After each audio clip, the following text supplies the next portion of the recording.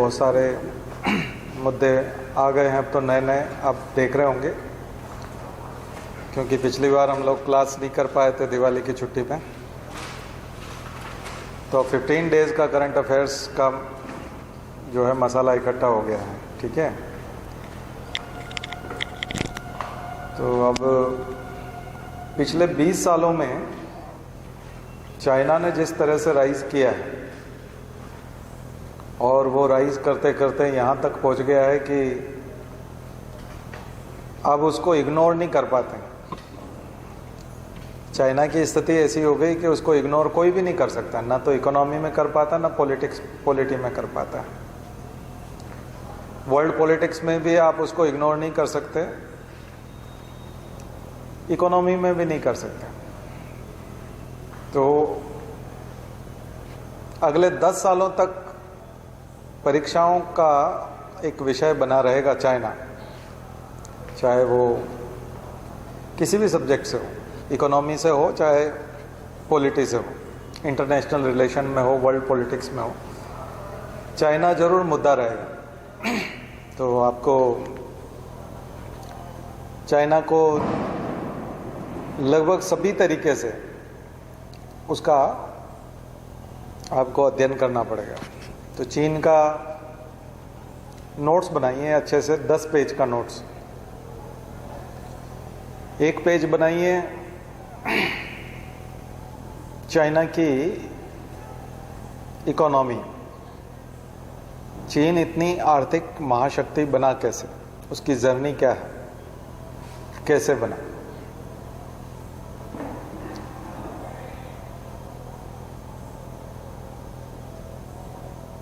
चीन का विकास आर्थिक महाशक्ति के रूप में कैसे हुआ।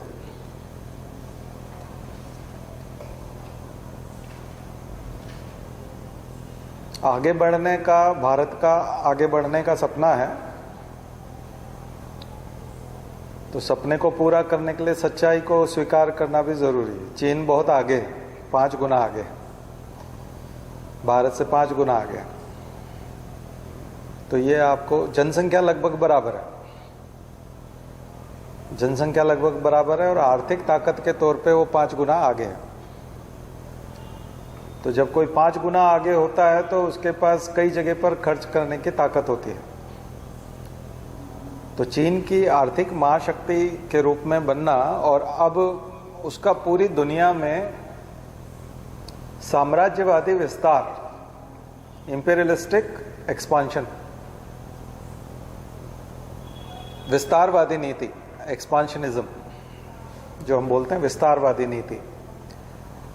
तो इंपीरियलिस्टिक इसलिए बोल रहे हैं क्योंकि ईस्ट इंडिया कंपनी ने और इन सब ने जो विस्तार किया था उसका तरीका यही था। चाइना वही कर रहा है लगभग BRI के रूप में। तो एक तो चाइना का आर्थिक महाशक्ति के रूप में होना, और फिर महाशक्ति बन जाने के बाद उसका साम्राज्यवादी विस्तार। इसके ऊपर फिर एक पेज बनाना है आपको, साम्राज्यवादी विस्तार। दुनिया के कौन कौन से देशों तक वो पहुंचा है, BRI का प्रभाव क्या है, BRI में कौन कौन से देश प्रभावित हुए हैं, चाइना किस तरह से पेरिस क्लब से भी ज़्यादा कर्जा देता है। तो दुनिया में सबसे ज़्यादा कर्जा देने वाला, दूसरों को कर्जा देने वाला, और कर्ज इतना ज़्यादा देता है कि कई जगह पर GDP का 50% तक दे देता है। श्रीलंका में तो बहुत ज़्यादा दे दिया उसने, लेकिन बहुत सारे देश ऐसे हैं जब GDP का 50% से भी ज़्यादा उसने कर्जा दे दिया। जैसे किसी के पास मकान ही 1 करोड़ का है और आप 50 लाख से ज़्यादा कर्जा दे दो, तो मकान आपका होने की संभावना बहुत ज़्यादा हो जाती है। जो मकान गिरवी रखा गया है वो किसी भी दिन आपका हो सकता है। तो चाइना का कर्जा इस स्तर का कर्जा है कि पूरा देश की जो कमाई है उससे भी ज़्यादा, उसका 50% से ज़्यादा, इतना कर्जा उसने कई देशों में दे रखा है। वहाँ के एयरपोर्ट उसके हैं, वहाँ के बंदरगाह उसके हैं, वहाँ की फैक्ट्रियाँ, वहाँ के रोड, उस पर ऑनरशिप है उसके, उसने लिखवा लिया कि हमारा होगा। और यहाँ तक कि वहाँ सिक्योरिटी गार्ड भी उसके हैं। तो आपने रेजिडेंट वाली जो चीज़ पहले देखी थी, हमने आपको बताया भी था, अंग्रेजों के ज़माने में वो सब्सिडियरी अलायंस में विलेजली जो है वो रेजिडेंट रखवाता था राजा महाराजा के। सेना आप मेंटेन करोगे और वो सेना होगी ब्रिटिश सेना, और हमारा एक आदमी आपके दरबार में बैठा रहेगा, वो निगाह रखेगा कि आप क्या कर रहे हो। वो स्थिति चाइना ले आया। तो यही तो साम्राज्यवाद था, यही विस्तारवाद था। तो जो काम सेकेंड वर्ल्ड वॉर से पहले ब्रिटेन किया करता था वो अभी चाइना कर रहा है BRI के रूप में। तो आप नकार नहीं सकते। कई लोग सोचते हैं हम बहुत बड़ी महाशक्ति हैं या हम विश्व गुरु हैं। ठीक है, आप होंगे या हो जाएंगे, जो बात अलग है। अभी तो नहीं है, पहले कभी थे या आगे हो जाएंगे तब देखा जाएगा। लेकिन सबसे बड़ी चीज़ तो ये स्वीकार करनी पड़ेगी आपको कि वो आपसे 5 गुना पावरफुल है। तो पढ़ना तो पड़ेगा उसको, क्योंकि उसका इन सब चीज़ों का सीधा प्रभाव पड़ोसियों पे आता है। क्योंकि अगर वो बहुत ज़्यादा पावरफुल हो जाएगा, अगर कोई आदमी अगर 4 मोटरसाइकिल या 4 कार खरीद के ले आएगा तो पड़ोसियों के घर के बाहर आके पार्क करेगा क्योंकि उसके पास ज़्यादा पैसा हो जाएगा तो 4 कार खरीद ले आएगा, और पार्किंग कहाँ तक पहुँच जाएगी उसकी? आपके घर के बाहर तक पार्किंग हो जाएगी। और आप उससे पंगा इसलिए नहीं ले सकते क्योंकि वो आपसे कई गुना बड़ा है। तो उसका सीधा असर आता है। जब भी कोई आपका पड़ोसी पावरफुल बनता है, महाशक्ति बनता है, तो उसका सीधा असर आपके ऊपर आता है। आपके पड़ोस में कोई बहुत ऊंचा घर बना लेगा तो आपके घर पे छाया पड़ने लग जाएगी। पहले अच्छा खासा प्रकाश आता था, सूर्य का प्रकाश आ जाता था, अब सूर्य का प्रकाश नहीं आ पाएगा।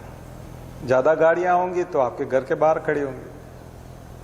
आए दिन पार्टी होगी तो शोरगुल होगा तो आपके बच्चे नहीं पढ़ पाएंगे। तो इतने बड़े आदमी को आप कुछ बोल नहीं पाओगे। तो जब भी कोई आपके पास वाला पड़ोसी इतना फल फूल जाएगा कि आप उसके सामने छोटे हो, तो उसका प्रभाव तो आपके ऊपर। नकारने से बात नहीं बनती आपको आगे बढ़ना पड़ेगा। आप उसको नकारना बंद कर दो, हम इनको नहीं मानते। आपके नहीं मानने से क्या होता है? वो तो है ना, वास्तविकता में तो उसकी ताकत है। तो उसको स्वीकार करो। सबसे पहले तो स्वीकार तो करोगे तभी तो आगे बढ़ोगे। आप तो मानते ही नहीं हो ना उसको, क्योंकि आप उतना आगे नहीं बढ़ सकते, इसलिए उसको आपने मानना बंद कर दिया। तो वही तो शुतुरमुर्ग की कहानी जो होती थी। असली में शुतुरमुर्ग ऐसा नहीं करता, लेकिन कहानी यही है कि एनिमी उसका पीछा करता है, प्रीडेटर। तो रेत में मुंह गड़ा लेता है, उसको लगता है कि सब कुछ ठीक हो गया, वो चला गया। तुमको नहीं दिखाई दे रहा, इसका मतलब है थोड़े जिस दिन रेत से मुंह बाहर निकालोगे वो सामने खड़ा है शराब पीने वाले के साथ भी यही होता है। बहुत ज्यादा शराब गम बुलाने के लिए रात को पीता, सर और भारी हो जाता सुबह। और समस्या तो जो कि त्यों। कर्जा मिट जाता है क्या? नहीं मिटता। दुश्मनी मिट जाती? नहीं मिटती। घरवाली से झगड़ा हो गया तो वो आ जाती है क्या घर पे? नहीं आती, वो तो वहीं बैठी हुई है तो दारू पीने से नहीं होता, प्रॉब्लम सॉल्व करने से होती है। ठीक है, तो हम यहाँ पर वो दारू तो नहीं पीते, लेकिन धर्म की दारू पिला देते हैं पूरे देश की जनता को। बीच में धर्म ले आते हैं तो वो सब उसके नशे में जो है उछलने लगते हैं। प्रॉब्लम वास्तव में सबको होश में बना के रखने की, किसी भी प्रकार की दारू पिलाने की, नशा कराने की नहीं है। ठीक है, होश में बनाए रखने की जरूरत है। होश में रहेंगे तो समस्या पता चलती रहेगी और उस पर काम करते रहेंगे। नहीं तो इतनी बड़ी जनसंख्या को धोखा देना और उनको बेवकूफ बनाना धर्म के नाम पे, प्रॉब्लम तो जो कि त्यों है। तो सबको हार्डवर्क करने की जरूरत है, कमाने दमाने की जरूरत है, रोजगार करने की जरूरत है, मैन्युफैक्चरिंग की जरूरत है, अपनी जीडीपी बढ़ाने की जरूरत है, कर्जा उतारने की जरूरत है, बल्कि हम दूसरे देशों में कर्जा बांट सकें। हमारे पड़ोस में आकर के वो हमारे गोद में जो बैठते थे, हमारे पास जो रहते थे, बांग्लादेश, नेपाल, श्रीलंका, उन सबको तो ये थोड़ा सा स्ट्रिंग ऑफ पर्ल, मोतियों की माला, भारत के चारों ओर उसकी नीति। तो ये सबको लिखिए। पहले भी मैंने बताया था, एक पेज पूरा लिखिए। तो 10 पेज बताऊंगा मैं। तीसरा पेज, तीसरा पेज है वॉर पॉलिटिक्स में चाइना की भूमिका, role of China in war politics. जैसे यूक्रेन रशिया वॉर है, या जहां का भी कहीं पे भी दुनिया में वॉर चलता है, तो वहाँ चाइना की भूमिका आ जाती है। चाइना किसी न किसी एक पार्टी के साथ जुड़ जाता है, जैसा ब्रिटेन जुड़ जाया करता था पहले, अलाइड फोर्सेस, और हम बोलते हैं ना अलग अलग तरीके का। तो ब्रिटेन कहीं न कहीं किसी एक हिस्से में होता था, तभी तो हम नॉन अलाइनमेंट में गए थे, क्योंकि हम किसी का एक हिस्सा नहीं बनना चाहते थे, किसी पोल पे नहीं जाना चाहते थे। तो कैपिटलिज्म से जुड़ा होने की वजह से वो कैपिटलिस्ट कंट्रीज के साथ रहता था। तो चाइना अभी उसी तरह से व्यवहार करता है। तीसरा पॉइंट ये हो गया। चौथा point, education and science and tech, यानी कि R&D, education and R&D in China, education and R&D in China, research and development in China. तो चाइना ने सबसे ज्यादा इन्वेस्ट किया है एजुकेशन में और R&D में, क्योंकि ये आने वाले समय की ताकत है। और अब वो इस स्थिति में हो गया है कि अब उसे कई देशों की जरूरत नहीं है। पहले वो बिना किसी के सहयोग के आगे नहीं बढ़ सकता था, अब वो अपने बलबूते पे सेल्फ रिलायंस की नीति अपना करके आगे बढ़ सकता है। उस स्थिति में पहुंच गया है। पहले उसने चाइना में लोगों को पढ़ने के लिए भेजा और कहा कि आपको लौट के आना होगा, वापस यहीं पर काम करना होगा। चाइना के विद्यार्थी अमेरिका जाएंगे पढ़ने के लिए, तो अमेरिका में जॉब करने के लिए रुकेंगे नहीं, बल्कि लौट के आएंगे और यहां आकर के काम करेंगे, चाइना में आकर के काम करेंगे। कोई भी ज्ञान प्राप्त करेगा तो ज्ञान का उपयोग कहां करेगा? चाइना में। आप सिर्फ ज्ञान प्राप्त करने के लिए जा सकते हो, ठीक है। तो ये जो एशियन कंट्रीज जो है ना, इनको इसी तरीके से चलाया जा सकता है, जिस तरीके से शी जिनपिंग। अगर आपको एशियन कंट्रीज के तौर पे अगर दुनिया में तरक्की करना है तो डेमोक्रेसी से मुश्किल है थोड़ा सा। डेमोक्रेसी के तरीके से, ऑटोक्रेसी से ही आप एशियन लोगों को चला पाओगे, क्योंकि एशियन लोग झूठ बोलते हैं, चोरी करते हैं, धोखा देते हैं। एथिक्स नहीं है एशियंस में। एशिया के लोगों में एथिक्स की बहुत कमी है, नैतिकता नहीं है। जनसंख्या बहुत है, स्ट्रगल बहुत है। इसलिए आप देखोगे कि रशिया और चाइना दो ही इस प्रकार के कंट्री हैं और दोनों जगह पर डेमोक्रेसी लगभग खत्म, ऑटोक्रेसी। जापान अलग तरह का कंट्री रहा। इसलिए भारत में मोदी जी भी लगभग प्रेसिडेंशियल फॉर्म वाली स्टाइल में काम कर रहे हैं। अभी वो डेमोक्रेसी तो बनाए हुए हैं, लेकिन पार्लियामेंट्री डेमोक्रेसी नहीं है इंडिया में। लगभग जैसे यूएस के प्रेसिडेंट के पास जैसी पावर एंजॉय करता है, वैसा मोदी प्राइम मिनिस्टर के तौर पे पार्लियामेंट्री डेमोक्रेसी में वो प्रेसिडेंशियल डेमोक्रेसी चला रहे हैं। हमारे यहाँ किसी मिनिस्टर की और किसी की औकात है सांसद की मोदी के अगेंस्ट जाकर के बात करने की? पार्लियामेंट्री डेमोक्रेसी में तो होती है। यहाँ वैसा ही है, वीटो पावर भी उन्हीं के पास है, सभी तरह के वीटो पावर है उनके पास। और यही हो सकता है। देखिए, कुछ ऐसे जो जब दुनिया में इस प्रकार की पॉलिटिक्स चल रही हो, तब ऐसा ही व्यक्ति, क्योंकि पॉलिटिक्स की जरूरत भी ऐसी ही है, इसी तरीके से चलाया जा सकता है। क्योंकि ये बात तो तय है कि प्रॉब्लम सॉल्व नहीं की जा सकती, इंडिया की प्रॉब्लम्स को सॉल्व नहीं कर सकते आप। डाइवर्सिटी बहुत ज़्यादा है, रिसोर्सेज नहीं है, लोग टैक्स देते नहीं हैं।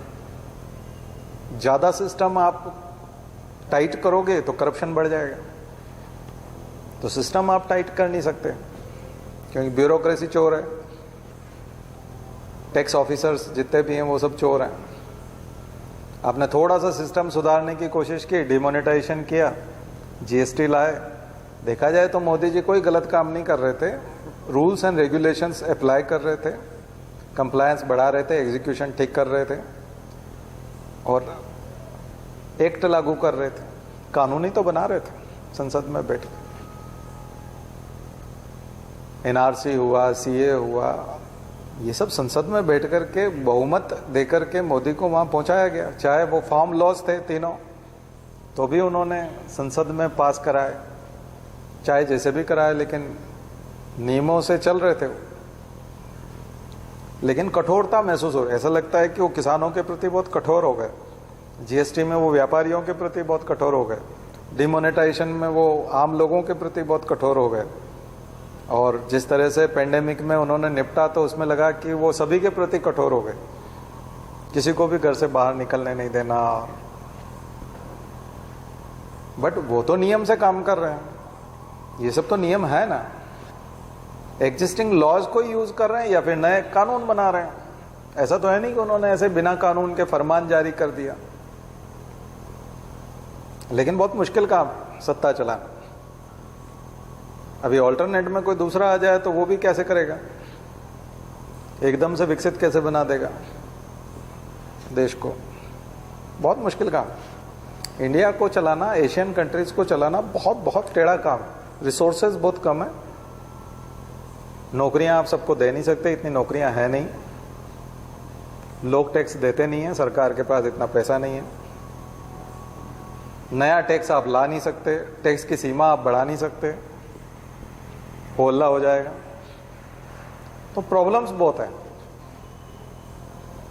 ऐसी प्रॉब्लम्स में यदि आपको सत्ता चलानी है तो आपको नया रास्ता अपनाना पड़ेगा। तो पार्लियामेंट्री डेमोक्रेसी में अगर सभी मंत्रियों की ताकत ऊंची होगी और सभी सांसदों की ताकत ऊंची होगी तो वो प्रधानमंत्री को डिसीजन मेकिंग करने नहीं देगा। प्रधानमंत्री डिसीजन मेकिंग कैसे करेगा? आज अगर कोई आपदा आ जाए और येस और नो में डिसीजन लेना हो तो हमारे पास ऐसा प्रधानमंत्री तो है ना, कम से कम जो येस और नो में बात कर सकता है, उसको किसी से पूछने नहीं जाना। अगर ऐसी कंडीशन इस देश के सामने कभी आई कि येस और नो में डिसीजन लेना है और हम जीत जाएंगे, जैसे धोनी के पास होता था डिसीजन मेकिंग की, वो बॉल फेंक देता है कि चलो अब लास्ट ओवर तुम करोगे। अभी जैसे पाकिस्तान का लास्ट ओवर आपने देखा था, तो गलत डिसीजन था और धोनी के डिसीजन सही होते थे। अगर ऐसी कोई कंडीशन फंसी और सारे डिसीजन अगर मोदी के येस नो वाले सही पड़ गए तो हम तो जीत जाएंगे।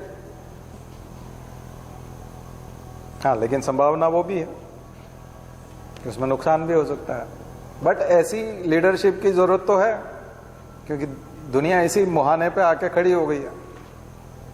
कोई भी देश डेमोक्रेसी नहीं कर रहा ना। डेमोक्रेसी के लिए जाना जाता है यूएस, लेकिन हमने ट्रंप देखा, उसने उसकी पूरी लिबरल सिस्टम की बैंड बजा दी।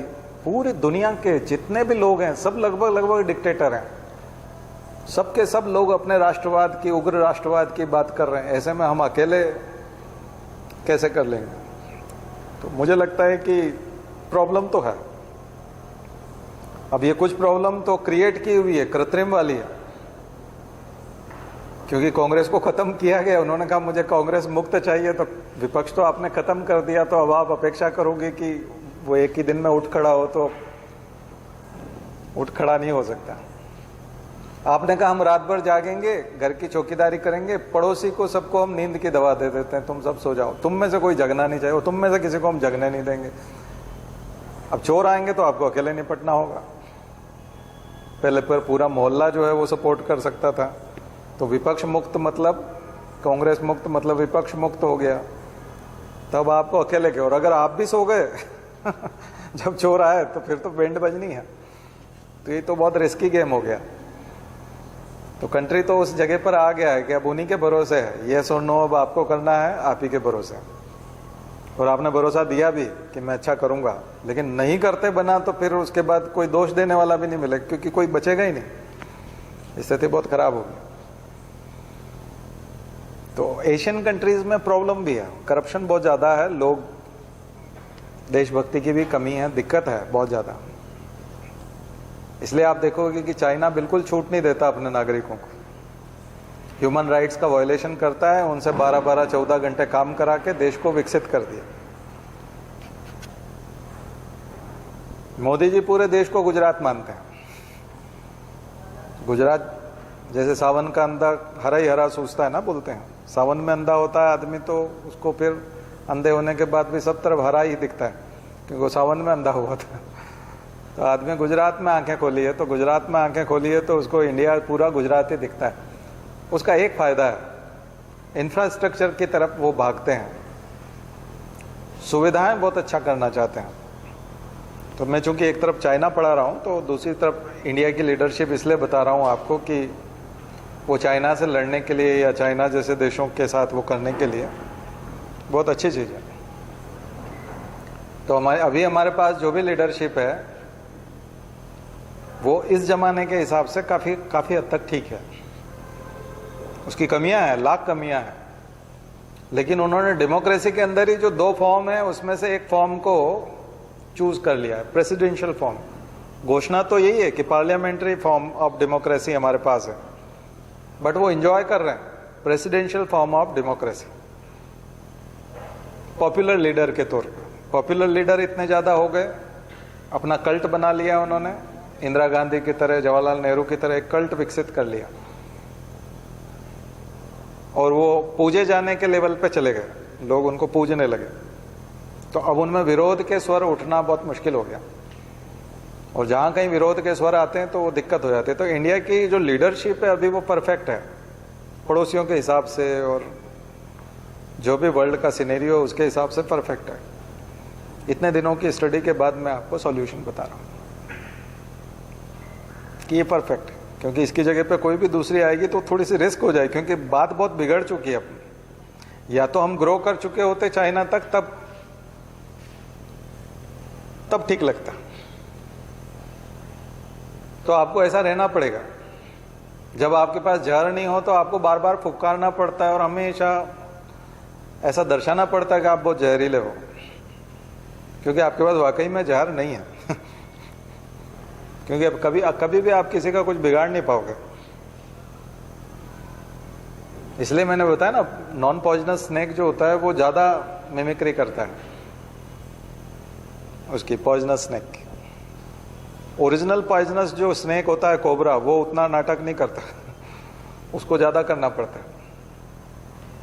तो नाटक जरूरी है। अभी आप कहोगे तो नाटक है, इनके पास जहर तो नहीं है, लेकिन नाटक भी तो जरूरी है। बचाओगे कैसे? डिफेंस में तो वही करना पड़ेगा। तो मेरे अंदाज से आप एनालिसिस समझ गए होंगे, क्योंकि अब वो समय नहीं रहा। कई लोग 20 क्वेश्चन पसंद नहीं करते, सोचते हैं हम टेक्स्ट बुक से पढ़ेंगे, यूनिवर्सिटी जाएंगे, लाइब्रेरी से बुक इशू कराएंगे और खूब पढ़ाई करेंगे। लेकिन जब टाइम टेबल आ जाता है, एडमिट कार्ड आ जाता है और तैयारी नहीं होती, तो मार्केट में जाता है 20 क्वेश्चन खरीद लाता है। तो मोदी 20 क्वेश्चन है इंडिया का। आगे सोचो, एग्जाम आ चुकी है। दरअसल क्या है कि एडमिट कार्ड आ गया इंडिया का। अब आपके पास बहुत ज्यादा नहीं करने को कुछ। वो जितने भी उपदेश हैं और जितने भी आर्टिकल अखबार में आ रहे हैं, वो तब के लिए हैं जब तैयारी के लिए पर्याप्त समय है, तब के लिए वो सब उपदेश है। अभी नहीं है, अभी अब वो काम के नहीं है,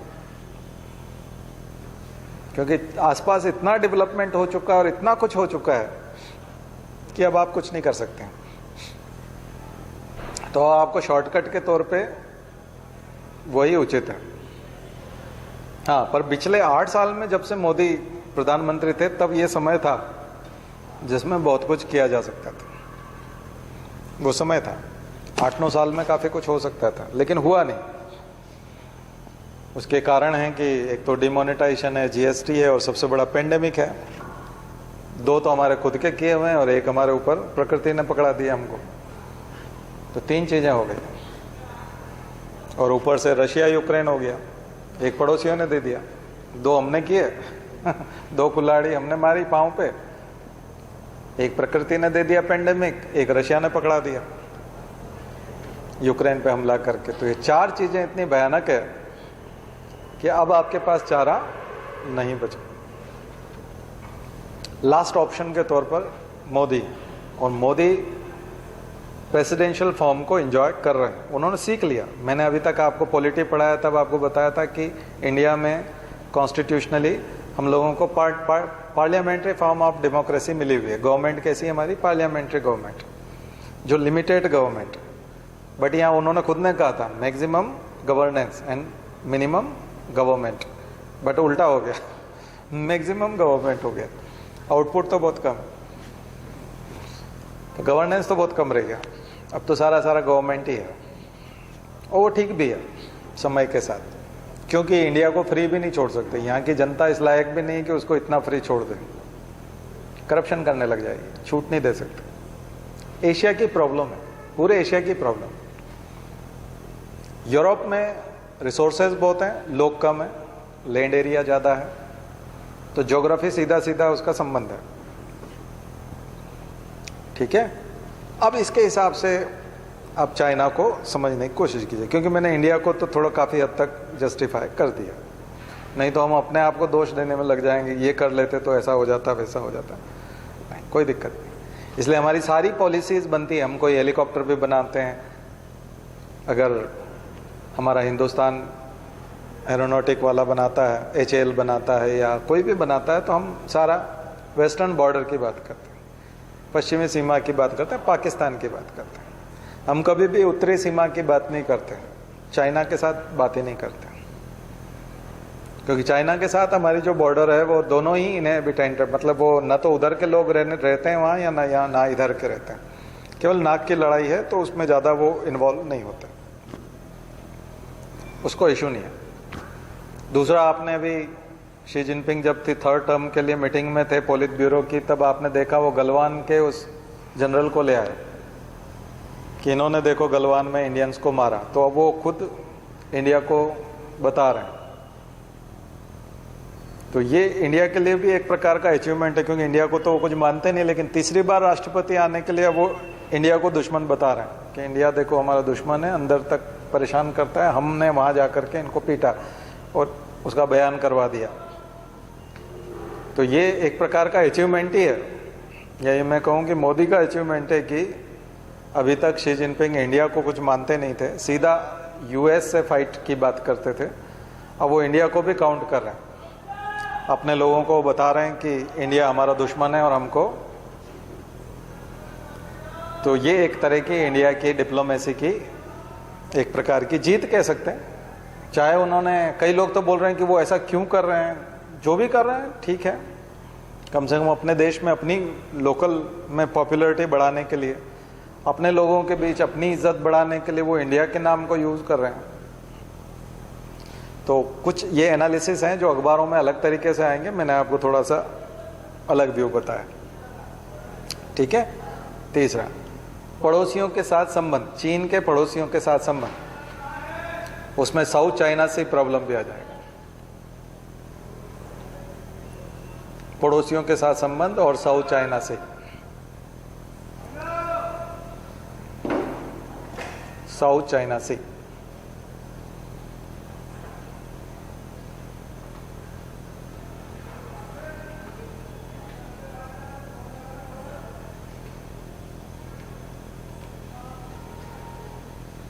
फिर लिखिए China US trade war, China US trade war, या US चाइना ट्रेड वॉर लिख लीजिए, चाइना पहले मत लिखना, US China trade war, US China trade war.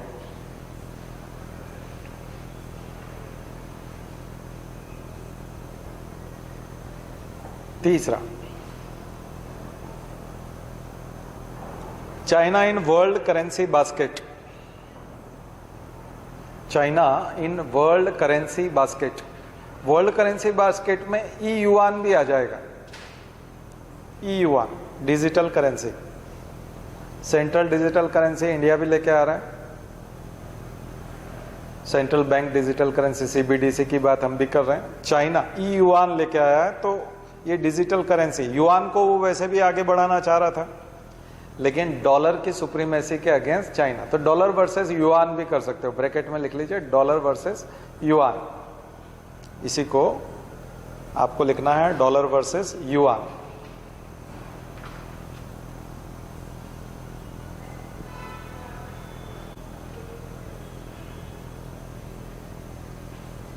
ठीक है, फिर लिखिए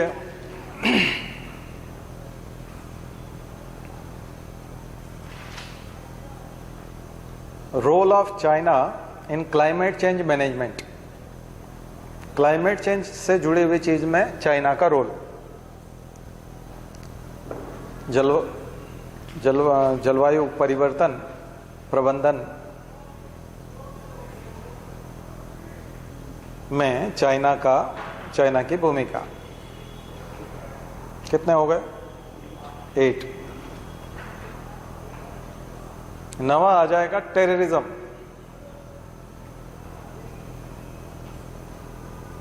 China in fight against terrorism. आतंकवाद के विरुद्ध लड़ाई में चाइना कहां पर है? तो निगेटिव है उसका, चाइना का, क्योंकि खुद भी वो आतंकवाद से पीड़ित है अपने शिनजियांग में, बट वो फिर भी पाकिस्तान के आतंकवादियों की मदद करता है। तालिबान के साथ भी वो जुड़ना चाहता था, कई चीजें करता है, तो तालिबान के मामले में उसका मामला थोड़ा सा गड़बड़ है। कुल मिला के आतंकवाद के मामले में क्लियर नहीं है, तो एक आतंकवाद के मामले में हो जाएगा। कितने सारे एंगल आ गए केवल चाइना को लेके। तो अभी करंट अफेयर्स में यही सब कुछ है। आप देखोगे तो अधिकांश अखबार इसी से भरे पड़े हैं। मैंने इतने सारे आपको ये एंगल बताए, ठीक है। और हाँ, साउथ चाइना से तो बता दिया ना, नेबरिंग कंट्रीज के साथ। नेबरिंग के साथ में लिख लीजिए ब्रैकेट में साउथ चाइना से। ट्रेड एसोसिएशंस, व्यापारिक संघों में China in trade associations with China and without China. Trade association with China and without China. CPTPP की बात आएगी या ये सारी आ गया समझ? तो एक 10 इंपॉर्टेंट एंगल है, खूब खबरों में है। आप कोई से भी न्यूज़पेपर को उठा के देख लोगे तो ये लगभग ये 10 चीजें। तो इस बार का होमवर्क मैं सजेस्ट करूंगा कि आप चाइना से जुड़े हुई, और ये जो 10 पॉइंट्स जितने भी लिखवा है, इन सब का इंपैक्ट इंडिया के ऊपर, ठीक है, भारत पे क्या प्रभाव, पॉजिटिव और निगेटिव। पॉजिटिव तो बहुत कम होगा, ठीक है। तो India and China. Last topic 11वें नंबर का बना लीजिए, Indo China relations. Indo China relations, इसमें पॉजिटिव निगेटिव सब आ जाएंगे। और ये जो 10 जितने भी मुद्दे बताएं, इश्यूज, इन्हीं सब का प्रभाव पड़ेगा इंडो चाइना रिलेशन। भारत चीन संबंधों पे प्रभाव पड़ेगा इसका। अब जाकर के यूपीएससी के स्तर का इंटरव्यू तक का आपका तैयारी इंडो चाइना की हो गई। अब जाकर के जब आप ये सारी चीज कर लोगे, तो जिस भी दिन आपका इंटरव्यू हो रहा है उस दिन के न्यूज़पेपर तक का डेवलपमेंट, अभी तक का तो आपको लिखना ही है जो हो चुका है। जिस दिन इंटरव्यू होगा उस दिन सुबह में जो न्यूज़पेपर आएगा, उस दिन जो आपको डेवलपमेंट दिखाई देगा, वहां तक का सिलेबस रहता है। तो ये ओपन एंडेड, ये जो नोट्स हैं ये ओपन एंडेड नोट्स होंगे। उसको हटा दो, चेयर को परमानेंटली हटा दो, उसको साइड में ऐसी जगह रख दो, कोई यूज ना करे उसको, ठीक है। ला रहे हैं तो ऐसा करिए, ठीक है। तो लगभग एंगल कवर हुए। हाँ, इतना जानना पड़ता है। अगर आप न्यूज़पेपर पढ़ते हो तो ये दृष्टिकोण विकसित करना पड़ेगा, ठीक है। क्योंकि मैं कंटिन्यूअस पिछले 27 सालों से पढ़ा रहा हूँ, तो मैं तब से नज़र रख रहा हूँ सारे डेवलपमेंट पे। तो आज जाकर के जो फसल पकती है तो वो इस रूप में दिखाई देती है। अगर इस समय में मुझे फसल पकी हुई दिखाई दे रही है तो वो इस रूप में दिखाई दे रही है, तो वो मैं आपको दिखा रहा हूँ, ठीक है। हिस्टोरिकल क्वेश्चंस के चांसेस बहुत कम होते हैं कि नेहरू का पंचशील या माओ जेडोंग की और उनकी दोस्ती, या दलाई लामा वाला इवेंट जो हुआ था, थोड़ा सा कम हो जाता है उसका पुराने। लेकिन फिर भी वो जो इंडो चाइना रिलेशन है वो हिस्टोरिकल डेवलपमेंट से ही शुरू होगा। आपको पुरानी सारे प्रधानमंत्रियों के समय में क्या क्या रिलेशन, बल्कि अंग्रेजों के ज़माने में जो ओपियम वॉर हुआ था, अफीम युद्ध हुआ था, वो भी वहां से लेके चलना है। और तिब्बत की समस्या, ताइवान की समस्या, ये सब ठीक है। तो ये वर्ल्ड पॉलिटिक्स का हिस्सा, ये हिस्टोरिकल निकल करके आता है।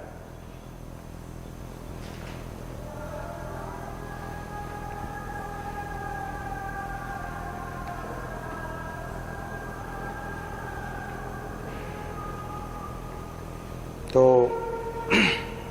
चाइना सेकेंड वर्ल्ड वॉर से पहले कहीं पिक्चर में नहीं था। तो उसका थोड़ा सा हिस्टोरिकल बैकग्राउंड मैं इस रूप में दे दूं कि चाइना का उदय जो हुआ वो 2003, 2001, 2, 3, आज से 20 साल पहले बिल क्लिंटन के समय में। अंदरूनी तैयारी जो उसकी चल रही थी वो डेंग जॉपिंग की तरह से टाइम से चल रही थी। और डेंग जॉपिंग के समय में जो तैयारी थी ये कि अंदर से ताकत महसूस करानी है, अंदर से ताकतवर होना है, बाहर दिखाना नहीं है, बाहर ताकत दिखानी नहीं।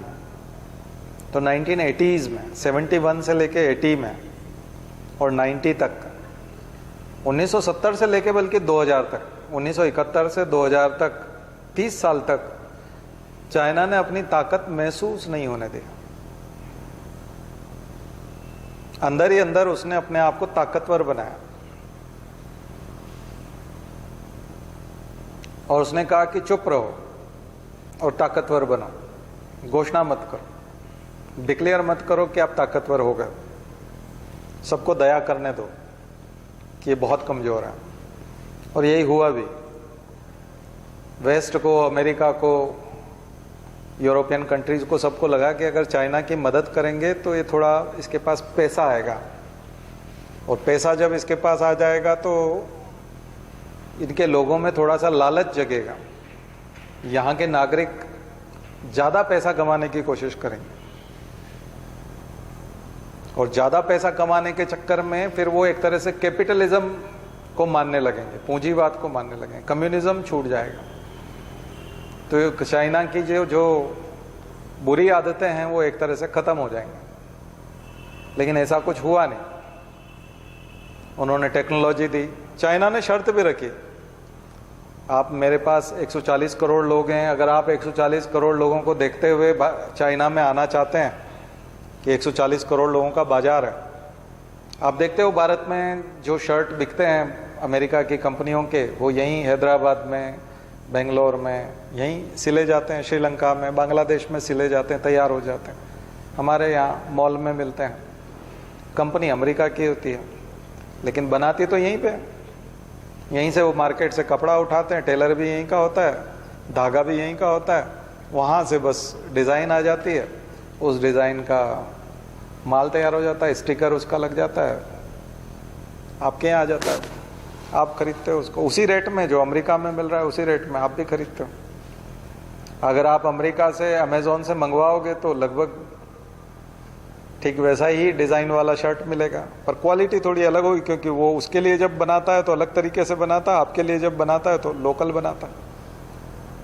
तो चाइना में चूंकि 140 करोड़ लोग थे, दुनिया की सबसे ज़्यादा जनसंख्या थी, तो उनको लगा, किसी भी कंपनी को लगा कि अगर हम कंज्यूमर चाइना को बनाना चाहते हैं तो चाइना में ही हमें बिजनेस खोलना चाहिए, मतलब फैक्ट्री खोलना चाहिए, मैन्युफैक्चरिंग करना चाहिए, ताकि वहीं के लोगों को वहीं से बेच देंगे बना करके, तो हमको बनाने वाले सस्ते लेबर भी मिल जाएंगे। लेकिन चाइना ने एक शर्त लगा दी कि टेक्नोलॉजी ट्रांसफ़र करना पड़ेगा। जो जिस भी टेक्नोलॉजी से आप यहाँ मैन्युफैक्चरिंग करोगे, वो टेक्नोलॉजी आपको हमेशा के लिए मुझे देना होगी, ओपन करना पड़ेगी कि किस टेक्नोलॉजी से, किस फार्मूला से, किस सर्किट से, किस लेआउट से हम इसको तैयार कर रहे हैं। वो हमारे साथ रिवील कर दोगे तो कॉपीराइट और पेटेंट नहीं रह पाएगा, क्योंकि आप मेरी जनसंख्या को देख करके आ रहे हो और कंज्यूमर देख करके आ रहे हो तो एक काम तो आपको करना पड़ेगा, क्योंकि फायदा आप उठाओगे तो हमको क्या फायदा उसका? हमको ये फायदा होगा कि हम आपकी टेक्नोलॉजी कॉपी कर लेंगे और आपको टेक्नोलॉजी रिवील करना पड़ेगी। यानी आप हमारी बस में आ रहे हो या कुछ और, तो आपको जेब खुली रखनी पड़ेगी, पर्स भी खोल के रखना पड़ेगा, हम चोरी करेंगे। वो धमकी दे करके उसने टेक्नोलॉजी लिया, और टेक्नोलॉजी लेकर के एक तरफ से उसने इंफ्रास्ट्रक्चर पूरा बना रखा था पहले से, बस उस टेक्नोलॉजी को तुरंत कॉपी किया और अपना खुद का माल निकालना शुरू कर दिया, तो वो सक्सेस हो गया। ये सब उसने WTO का मेंबर, बिल क्लिंटन ने उसको कृपा करके WTO का मेंबर बनवाया, यूरोप ने और अमेरिका ने उसको टेक्नोलॉजी दी, तो जैसे ही वो WTO का मेंबर बना, वो पूरी दुनिया में अपना सामान बेच सकता था WTO के शर्तों के आधार पर। अब उसके पास लेबर था, उसके पास मैन्युफैक्चरिंग का इंफ्रास्ट्रक्चर था, उसके पास डिजाइन्स थे और टेक्नोलॉजी थी और मार्केट था। तो पिछले 20 सालों में उसने जो राइज किया, उसका सबसे बड़ा कारण ये, ठीक है। और कोई भी व्यक्ति छुट्टी नहीं जा सकता था, शहर में बसना है तो केवल काम करने के लिए बसना है, फैमिली को गांव में छोड़ के आना है, काम जैसे ही पूरा होगा वापस गांव जाना है, शहर में आप रह नहीं सकते, ऐसी शर्तें थी। तो डेमोक्रेसी नाम की कोई चीज़ ही नहीं थी, कोई आंदोलन नहीं कर सकता था, कोई भी शहर में ज़मीन नहीं खरीद सकता, मकान नहीं खरीद सकता। गांव का आदमी भारत में जैसे शहर में आ जाता है, मकान खरीद लेता है, शहर में रहने लगता है, उसके बच्चे शहर में शायद सेटल हो जाते हैं। चीन में ये सब संभव नहीं है इसमें। शिनजियांग में मुसलमानों के साथ उसने जो किया, फेस रिकॉग्निशन टेक्नोलॉजी उसने केवल विगर मुसलमानों के लिए की, ठीक है। गांधी ने इसीलिए तो उंगलियों का छाप देने से मना किया था साउथ अफ्रीका में, क्योंकि केवल इंडियंस को देना पड़ रहा था। उन्होंने कहा हम भी तो महारानी की प्रजा हैं, हम भी तो ब्रिटेन की ही प्रजा हैं, इंडिया में भी और यहाँ पे भी। तो यहाँ जब दूसरे ब्रिटेन के नागरिकों के साथ वैसा नहीं होता तो हमारे साथ कैसे हो सकता है? गांधी ने यही आवाज़ उठाई थी। लेकिन चाइना में लोग ऐसी आवाज़ नहीं उठा सकते, वो केवल टारगेट करता है विगर मुसलमानों को, केवल उन्हीं के लिए शक्ति रहेगी, वो ही पूरे देश में भ्रमण नहीं कर सकते, उन्हीं को 14-15 घंटे काम करना है, वो शिनजियांग से बाहर नहीं जाएंगे, वो बीजिंग जैसे शहरों में आकर रुकेंगे नहीं। फेस रिकॉग्निशन टेक्नोलॉजी, सभी जगह कैमरे लगे हुए हैं, अगर वो कहीं दिखा तो एकदम पकड़ में आ जाएगा। किसी भी चौराहे से गुजरा, उसकी गाड़ी किसी भी रेड लाइट से निकली, कहीं से भी जहाँ कैमरा लगा है, FRT लगा है, FRT यूज किया, तो जबरदस्त वायलेशन, ह्यूमन राइट्स का जबरदस्त वायलेशन, मानवाधिकारों को बिल्कुल कुचल दिया। डेमोक्रेसी को, एक डेमोक्रेसी तो थी नहीं, वन पार्टी सिस्टम, अभी भी उसने निकाल दिया। जो शी जिनपिंग का विरोध कर रहे थे वहीं से हटा दिया, मीटिंग में से ही हटा दिया, वो गायब भी हो जाएंगे, दिखेंगे ही नहीं कभी। बहुत खतरनाक। बट चाइना का राइज ऐसे हुआ। तो मैंने थोड़ा सा सारा संक्षेप में आपको उसका परिचय दिया। रोमांच तो आ रहा है ना, इंटरेस्ट जगा कि नहीं आपका चाइना को पढ़ने के लिए? हाँ, तो इन मुद्दों को पढ़ने के लिए कम से कम एक इंटरेस्ट डेवलप हो। वो सारी चीज़ें तो यहाँ नहीं बताई जा सकती, लेकिन एक एक मुद्दे के ऊपर एक एक घंटा बात की जा सकती है। ये जो आपको 10 मुद्दे लिखवाए मैंने, इन पे एक एक घंटा आराम से बात की जा सकती है, एक एक मुद्दे पे। लेकिन फिर उसके लिए 10 घंटे चाहिए, और वो इतना बड़ा सिलेबस नहीं है, ये आपको करना। लेकिन आपके पास 10 घंटे हैं पढ़ने के लिए, आपको करना पड़ेगा और आपको लिखना भी पड़ेगा। 10 घंटे पढ़िए, 10 घंटे लिखिए आराम से। पर ये बहुत इंपॉर्टेंट सेक्टर है, बहुत ही इंपॉर्टेंट, इसको हम नकार नहीं सकते, क्योंकि हमारा ज्योग्राफिकल नेबर भी है और इकोनॉमी को भी सीधा सीधा प्रभावित कर रहा है और पॉलिटिक्स को भी कर रहा है, ठीक है। तो हमको बहुत ज़्यादा प्रभावित कर रहा है चाइना। अमेरिका उतना प्रभावित नहीं करता जितना चाइना करता है। सबसे ज़्यादा हमारा व्यापार भी, और एक तरफा आयात है हमारा पूरा मार्केट अटे पड़े हैं चाइना के सामान से। आपके घर में जो चीज़ें पिछले 10 सालों में आपने खरीदी है, 15 सालों में आपने खरीदी, उनमें से 80% चीज़ें चाइना की बनी हुई, 80%। बीच में आया था ना कि वो मेक इन इंडिया का जो कार्ड छपा है वो भी चाइना का ही है कागज, उस पर लिखा हुआ था मेक इन इंडिया। वो भी बहुत ही खतरनाक स्थिति। उसने हर चीज को, हर सेक्टर को पकड़ा है। उतना हम लोग डेडिकेटेड हो पाएंगे कि नहीं, भूत बन पाएंगे कि नहीं, हमारे पास 50 तरह की चीजें हैं, बहुत अलग अलग चीजें। और हमारा मिडिल क्लास भी बिल्कुल अलग है। और लोअर क्लास डेमोक्रेसी है तो आवाज उठा देंगे अगर आप सख्ती करोगे तो ह्यूमन राइट्स का वायलेशन इंडिया में नहीं हो सकता। और डिक्टेटर उस तरह के वन पार्टी सिस्टम नहीं है, बहुत सारी पार्टी है, तो करप्शन है। डेमोक्रेसी में करप्शन बहुत होता है, इसलिए टेररिज्म भी आसानी से आ जाता है, ड्रग ट्रैफिकिंग भी आ जाता है, ह्यूमन ट्रैफिकिंग भी आ जाता है। ड्रग्स को फैलाने के लिए, तस्करी करने के लिए, कालाबाजारी करने के लिए करप्शन बहुत जरूरी है। और डेमोक्रेसी है तो करप्शन है, क्योंकि डेमोक्रेसी में पॉलिटिकल पार्टीज होती हैं और वो चुनाव लड़ती हैं और सबको चंदे की जरूरत पड़ती है। और माफिया लोग, ड्रग ट्रैफिकिंग करने वाले लोग, बदमाश लोग, काले धन वाले लोग, ब्लैक मनी वाले लोग, यही सब चंदा देते हैं। कोई भी आदमी की सैलरी अगर 50,000 है तो वो तो 10-20 हजार चंदा नहीं दे सकता ना 50,000 में से, वो तो नहीं दे सकता। लेकिन जिसने ड्रग्स से करोड़ों कमा लिए वो जाकर के चंदा देगा, ताकि पुलिस को भी वही खरीदता है और फिर पुलिस पॉलिटिशियन का हिस्सा उसका तक पहुंचाती है, जज को भी वही खरीदता है। इसलिए ड्रग ट्रैफिकिंग जो होती है, मैं पढ़ा रहा था वर्ल्ड पॉलिटिक्स में ड्रग ट्रैफिकिंग का क्या इंपॉर्टेंस है। तो ड्रग ट्रैफिकिंग जहाँ होती है तो एक प्रोडक्शन वाला हिस्सा होता है, जहाँ प्रोडक्शन होता है ड्रग्स का, चाहे वो कोकेन हो, चाहे वो मॉर्फिन हो, चाहे वो हेरोइन हो। अफीम से हेरोइन बनती है तो कोका से कोकेन बनता है, तो उसका प्रोडक्शन साइट होता है। कंट्री होते हैं जो प्रोडक्शन करते हैं। दूसरे ट्रैफिकिंग कंट्री होते हैं जहाँ ट्रैफिकिंग होता है, ट्रैफिक होता है, ट्रांसपोर्ट होता है। और तीसरा वो होता है जहाँ से डिस्ट्रीब्यूटर्स होते हैं। तो जहाँ डिस्ट्रीब्यूटर्स होते हैं और ट्रैफिक होता है, वो बहुत ऐसा कंट्री होना चाहिए जहाँ डेमोक्रेसी हो, इंफ्रास्ट्रक्चर ठीक ठाक हो, और जहाँ पुलिस को खरीदा जा सके, जहाँ जज को खरीदा जा सके और किसी न किसी पॉलिटिकल पार्टी को चंदा दिया जा सके, तभी जाकर के ड्रग्स फैल सकता है। करप्शन। अब आप ये किसी ऑटोक्रेसी में जाकर के नहीं कर सकते। सऊदी अरब में वो हाथ काट देता है, आंखें निकाल लेते हैं, ऐसी सजा होती है, तो वहां पर ये पंगा कोई नहीं लेगा। वहां इस टाइप की चीजें नहीं करेंगे, इस टाइप की चीजें नहीं होंगी। उनको पहले से पता होता है कि अगर हम पकड़ा है तो पुलिस इतने में बिकती। पुलिस का रेट भी पता होना चाहिए ना उसको। साउथ अमेरिका में बैठ के उसको पता होना चाहिए, कनाडा में बैठ के उसको पता होना चाहिए, यूके में बैठ के उसको पता होना चाहिए कि इंडिया में कौन सा थाने वाला कितने में बिकता है, जज कितने में सेट होता है अगर केस आगे बढ़ गया तो। जब ये क्लियर हो जाता है तब ड्रग्स आते हैं, तब मनुष्यों की, लड़कियों की और महिलाओं की तस्करी होती है। ये सब धंधे तब फलते फूलते हैं। और इन्हीं धंधों में सबसे ज्यादा पैसा है, 1000 गुना 2000 गुना पैसा है। यानी जितना लगाते हैं उसका 2000 गुना मिलता है। उसके लिए पॉलिटिकल पार्टीज का कंपटीशन बहुत जरूरी है। अगर ये कंपटीशन नहीं होगा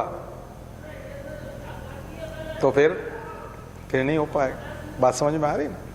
तो सच्चाई ये है। तो कुछ चीजें बहुत ही नेकेड ट्रूथ है, वो बिल्कुल ऐसा लगता है कि ये क्या है, मतलब फिर तो कुछ हो ही नहीं सकता। अभी मैं जो बोल रहा हूँ पिछले आधे घंटे से, तो इससे आपको लगने लगा होगा कि फिर क्या होगा, मतलब फिर तो कुछ भी नहीं हो सकता, क्योंकि ये सब तो है, करप्शन तो है ना। तो इसीलिए करप्शन के पीछे नहीं भागते। मोदी तो कतई नहीं भागते कि गुजरात में सब एक्सेप्टेंस है, वो कभी करप्शन के खिलाफ नहीं बोलते, क्योंकि गुजराती आदमी, बनिया आदमी तो उसको सुविधा मानता है। उसको लगता है कि टाइम वेस्ट है, उसको लगता है ये सब टाइम वेस्ट है। आप अगर किसी जगह 1 घंटा लाइन में खड़े हो, अगर आपको 4 बार आरटीओ ऑफिस जाना पड़ जाए लाइसेंस बनवाने के लिए, 4 बार 4-4 घंटे के लिए जाना पड़ जाए, उसके बजाय 700-800 रुपया, 1000 रुपया में लाइसेंस वो तुरंत 5 मिनट में पकड़ा देते हैं। सिग्नेचर करा लेता है, 5 मिनट में लाइसेंस पकड़ा देता है। तो आप सोचते छुट्टी करो, 4 दिन तक 4-4 घंटे तक कौन आएगा। और जो जितना ज़्यादा पैसा कमाता है अपने दुकान पे बैठ के, होटल पे बैठ के या अपने बिजनेस में करके, तो उसको लगता है कि 4 बार 4 घंटे में तो मैं इतना करोड़ों रुपया कमा लूंगा। जैसे वो सब्सिडी मिलती है और कुछ मिलता है सरकार का, 1 करोड़ रुपया 10 करोड़ रुपया किसी को मिला, अब वो जमा नहीं करवाता अकाउंट में, पैसा मांगता है। वो सोचता है कि अकाउंट में 2 करोड़ रुपए आ जाएंगे, 10 लाख रुपया रिश्वत दो, आज ही जमा हो जाएगा, नहीं तो हर महीने 1 लाख रुपया ब्याज लग रहा है। 1 साल बाद आएगा तो 12 लाख तो ब्याज हम वैसे भी दे चुके हैं, तो इसी को 5 लाख क्यों नहीं दे देते। छुट्टी करो। तो जो बिजनेसमैन है, जिसको बहुत सही समय पे ड्यूटी पे जाना है, अपनी दुकान करना है, धंधा करना है, तो गुजराती आदमी तो इस हिसाब से चलता है कि मेरा 10 करोड़ अगर बचता है तो 1 करोड़ देने में क्या दिक्कत है। मेरा अगर इतने दिन बचते हैं और इतना अगर समय मेरा बचता है और मेरा टेंशन भी कम होता है, तो मैं तो सूट के साथ ही लेके चलता है वो रिश्वत वाला। इतना इसको बांटा, इसने उसको बांटा। उसको मालूम है मैं यूनिवर्सिटी खोल रहा हूँ और यूनिवर्सिटी से 25 करोड़ रुपए हर साल कमाऊंगा, तो 1 करोड़ का सूटकेस लेके जाता है। इसको मान्यता के लिए उतना, तुम्हारी मान्यता कितने में मिलेगी, इतने में। ये वाला क्लियरेंस कैसे मिलेगा, चलो तुम ये पकड़ो, अच्छा उसमें ये वाली दिक्कत आ रही है, ये तुम पकड़ो, वो सब करके दे देता है। 1 घंटे में सारा काम हो जाता है और उसकी यूनिवर्सिटी चालू हो जाती है, फिर वो 25 करोड़ कमा लेता है। जो आदमी ईमानदारी का झंडा लेके चल रहा है, वो परमिशन लेने में 5 साल लग जाते हैं उसको, उसकी यूनिवर्सिटी नहीं चल पाती। ये जितनी भी यूनिवर्सिटी चला रहे हैं सब सूटकेस लेके चलते हैं, फिक्स होता है उनका, और कंसेप्ट बिल्कुल क्लियर है उनका। ये करना पड़ता है। हम जैसे समझाते हैं किसी को कि ये सब मत किया करो, बोले नहीं ये करना पड़ता है, ऐसे ही होता है। ऐसे तो आप बता रहे हो रास्ते पे, तो हम कभी कर ही नहीं पाते।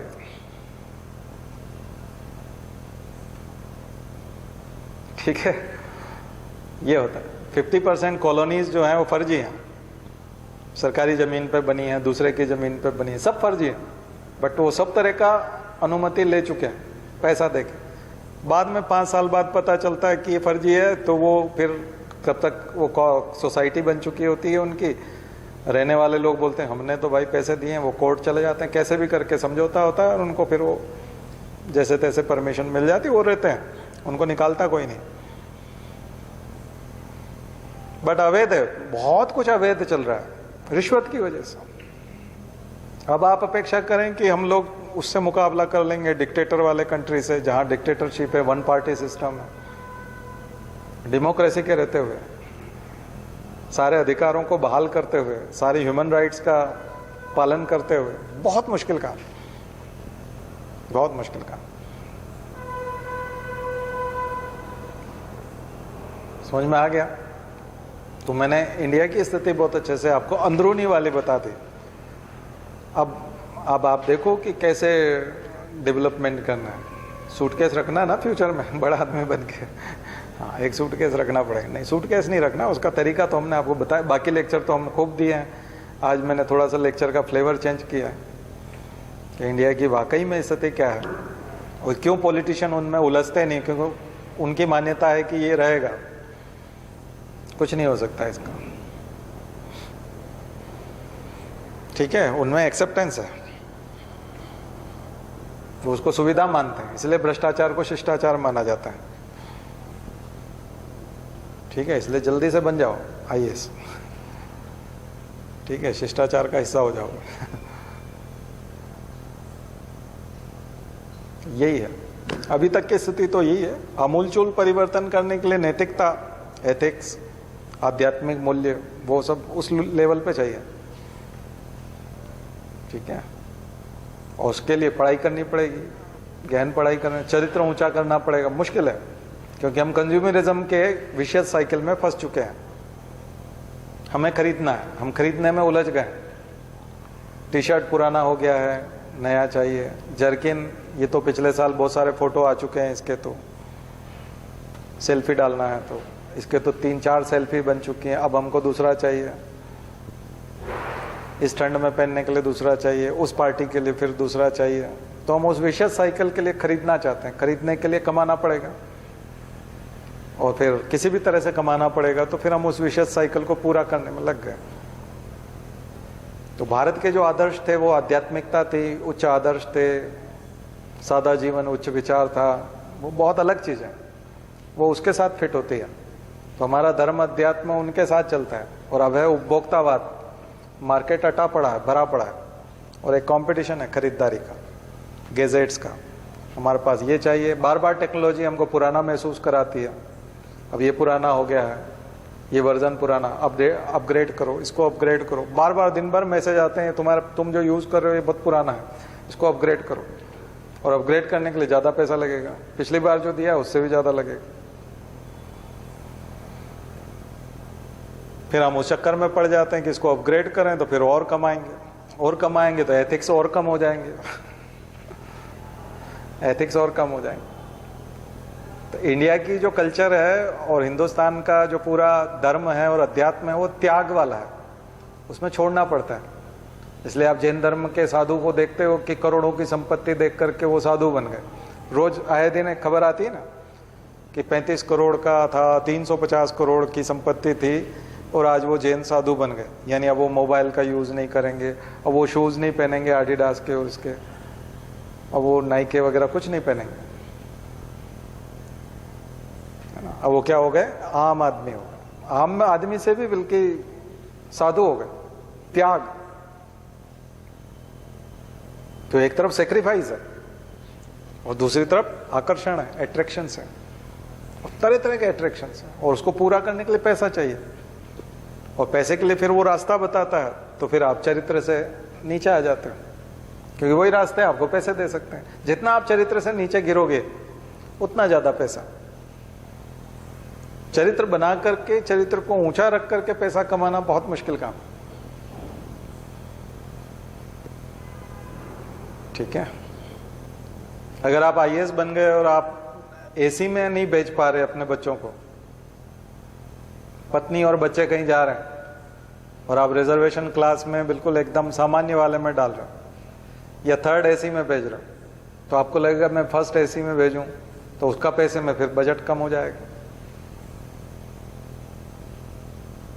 तो बहुत सारे आईएएस ऐसे हैं जो अपने बच्चों को आदत डलवाते हैं कि नहीं, हम आपको इसमें नहीं भेज सकते,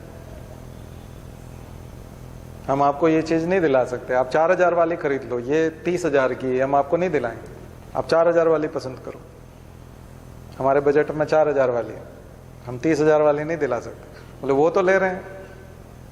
अब वो अगर पार्टी में जाएंगे किसी में, तो वहाँ दूसरे आईएएस के बच्चे आते हैं तो उनके पास वो 30,000 वाला है।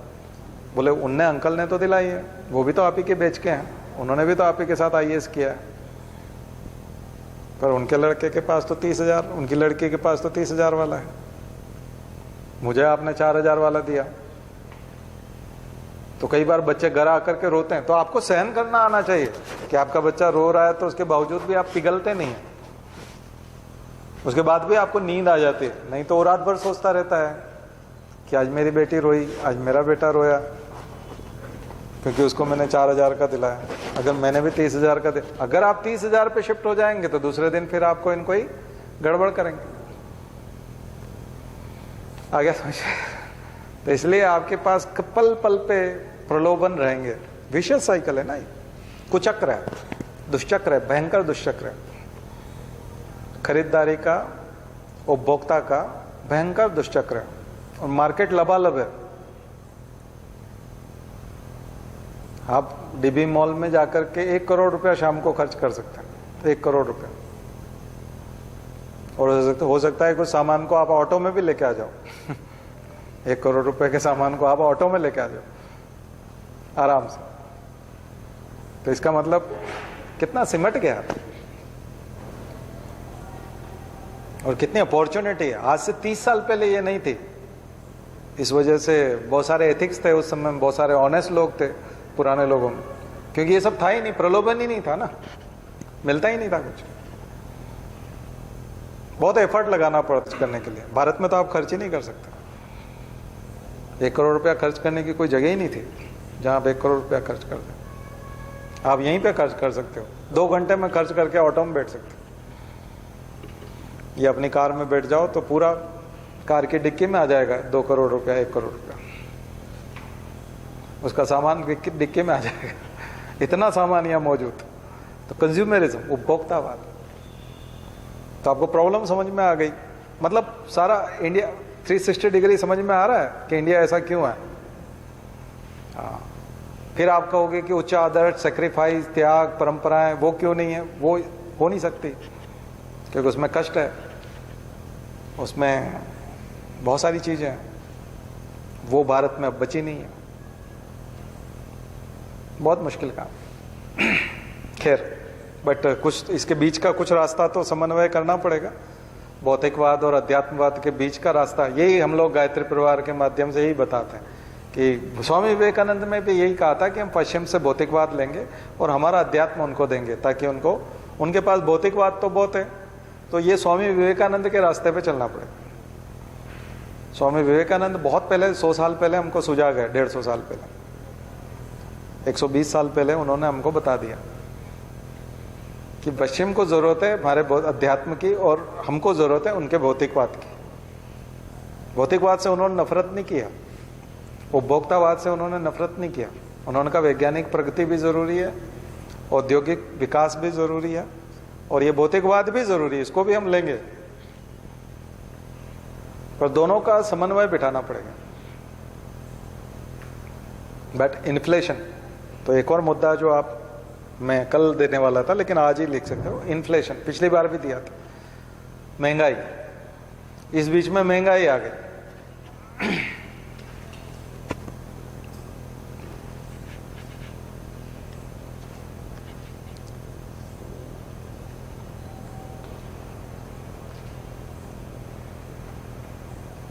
महंगाई फायदेमंद भी है और नुकसानदायक भी।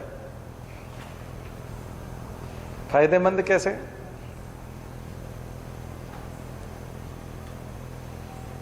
चीजें महंगी होती है तो लेबर भी महंगा हो जाता है, या यूं कहें कि लेबर महंगा होता है इसलिए चीजें महंगी हो जाती है। तो लेबर के पास भी पैसा आता है। फिलिप्स कर्व बताया था आपको, फिलिप्स कर्व सीधा सीधा एम्प्लॉयमेंट से रिलेशन है इसका।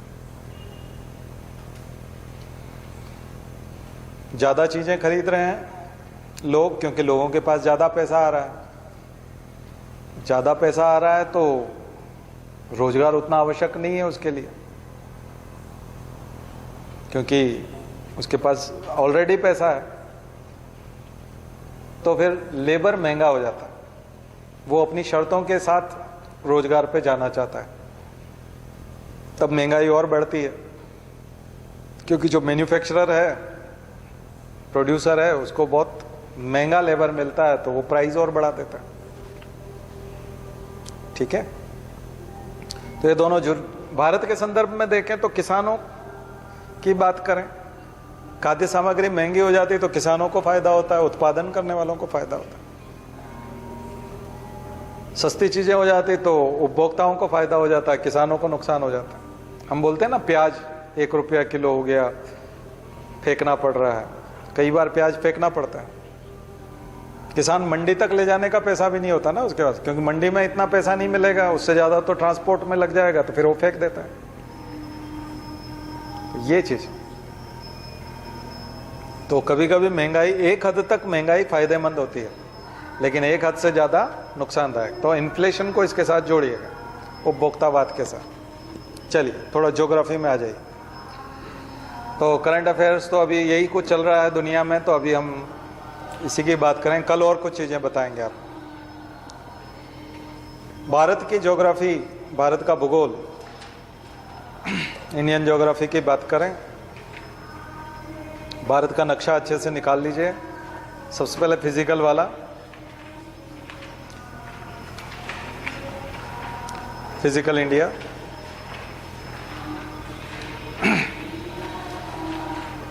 फिजिकल इंडिया में सबसे ऊपर चलें, हिमालयन रीजन में। हिमालय के ऊपर वाला, सबसे ऊपर वाला हिमालय, ट्रांस हिमालय, ट्रांस हिमालय, जिसमें ऊपर आपको कराकोरम दिखेगा, कराकोरम। ट्रांस हिमालय, कराकोरम, नीचे जास्कर दिख रहा है, सबसे ऊपर पीओके। ये जो ट्रांस हिमालय है हमारा लगभग पीओके में चला गया, ऊपर वाला खास करके कराकोरम।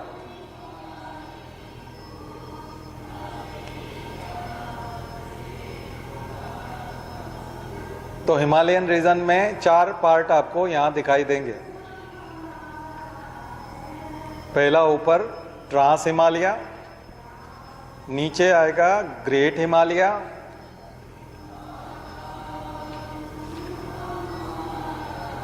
मिडिल हिमालय या लेसर हिमालय और शिवालिक। तो हॉरिजॉन्टल उसका डिवीजन।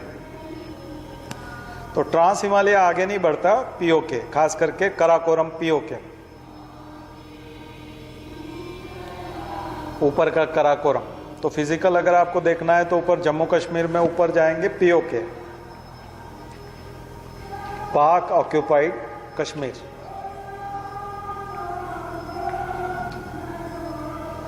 और इसी में से निकला है शख्सगम वैली, कराकोरम वाले हिस्से में से ही शख्सगम वैली, जो CPEC, China Pakistan economic corridor, CPAC, जो इधर ग्वादर पोर्ट से ऊपर काशगर, शिनजियांग में काशगर तक जाता है। चाइना में शिनजियांग प्रांत है, उसका जो काशगर है वहां तक Gwadar to, from Gwadar to Kashgar, बीच में शख्सगम वैली मिलेगी आपको। तो वो शख्सगम वैली जो है वो पीओके के इसमें कराकोरम। तो आज ट्रांस हिमालय के ऊपर लिखेगा ट्रांस हिमालयन रीजन। और इसी में से आपको इंडस रिवर बहती हुई मिलेगी, इंडस रिवर। इंडस रिवर का ओरिजिन बहुत नजदीक मानसरोवर लेक के पास में, मानसरोवर लेक के पास में ही कैलाश मानसरोवर, वहीं से इंडस रिवर ओरिजिनेट होती है, उसके पास से, और पूरे कराकोरम वाले इस हिस्से से बीच में से बहते हुए जाती है।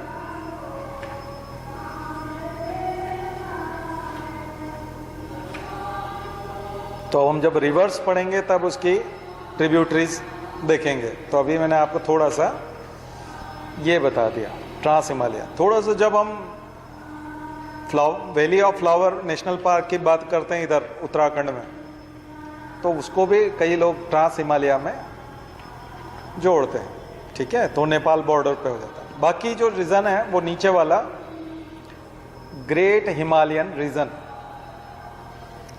Great Himalayan reason.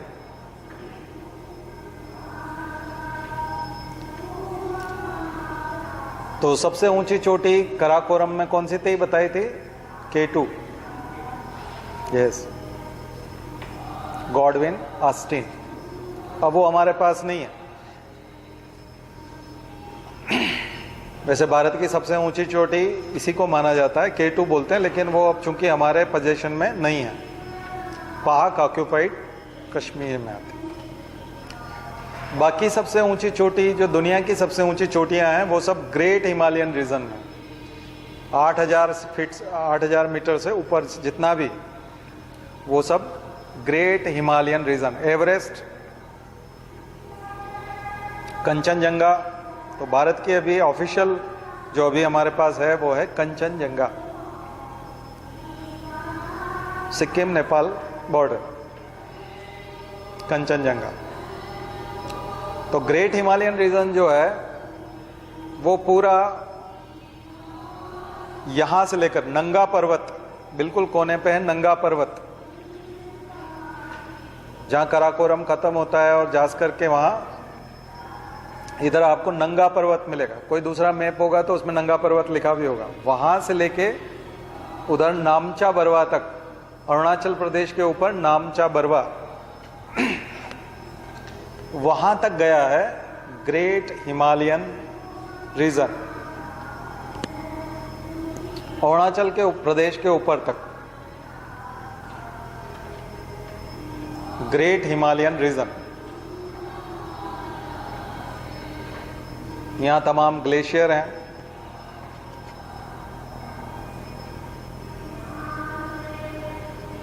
अधिकांश ग्लेशियर आपको यहीं मिलेंगे और सबसे हाईएस्ट पीक यहीं पे मिलेंगे। हाईएस्ट पीक और तमाम पासेस, दर्रे ग्रेट हिमालयन रीजन। ये एक ही सीधा पूरा एक ही रेंज है, एक ही सीधी, इसमें ब्रेक नहीं है। और नंगा पर्वत के यहां पर जो यहां से इंडस रिवर नीचे यू टर्न कर जाएगी, इंडस रिवर उधर मानसरोवर लेक से बहती हुई पश्चिम की ओर बह रही है और पश्चिम की ओर बहते बहते वो कहां तक आ जाएगी, नंगा पर्वत बिल्कुल आखिरी में, और नंगा पर्वत से वो पाकिस्तान में एंटर कर जाएगी।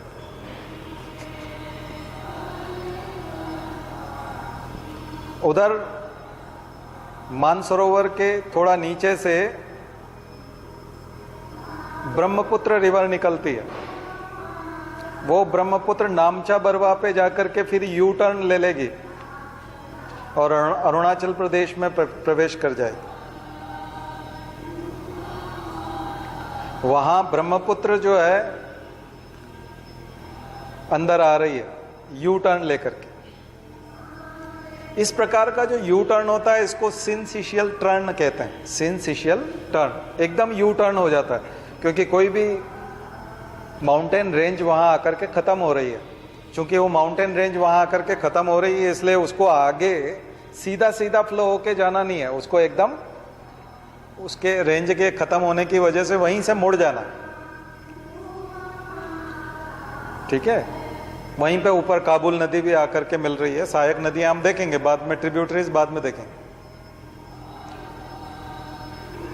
तो ग्रेट हिमालयन रीजन पूरा आप देखोगे तो नंदा देवी, कंचनजंगा और तमाम जो ग्लेशियर और ऊपर की जितनी चोटियां हैं, आप प्रमुख चोटियां जितनी भी है, वो सब यही है। तो हिमालय को, ट्रांस हिमालय का एक शॉर्ट नोट बनाइए 100 वर्ड में, ग्रेट हिमालयन रीजन का 250 वर्ड में, क्योंकि ग्रेट हिमालयन रीजन के ऊपर आपको नेशनल पार्क भी लिखना पड़ेंगे, ग्रेट हिमालयन रीजन की नदियां कौन कौन सी हैं वो लिखना पड़ेंगी, कौन कौन से स्टेट में से होकर के वो बह रहा है वो लिखना पड़ेगा, पीक्स कौन कौन सी हैं, चोटियां कौन कौन सी हैं उनके नाम लिखना। 8000 से ऊपर वाली सारी लिख लीजिए, जितने भी 8000 से ऊपर की, पासेस लिखना पड़ेंगे, दर्रे, और जो मठ हैं, मोनेस्ट्री हैं, बुद्धिस्ट मोनेस्ट्री हैं। लद्दाख का आपका अधिकांश हिस्सा ग्रेट हिमालयन रीजन, क्योंकि एक रेंज लद्दाख रेंज है। पीर पंजाल रेंज इधर नीचे आई, दिख रहे ना, पीर पंजाल नीचे, हाँ, उसके नीचे धौलाधर दिखेगी आपको, पीर पंजाल के नीचे धौलाधर।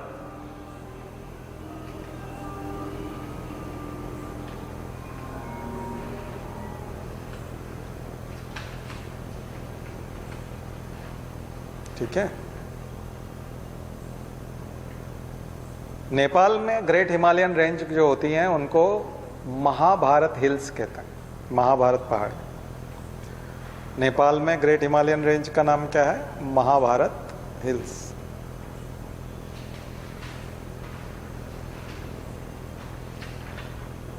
और नेपाल चीन सीमा के ऊपर जाकर के एवरेस्ट,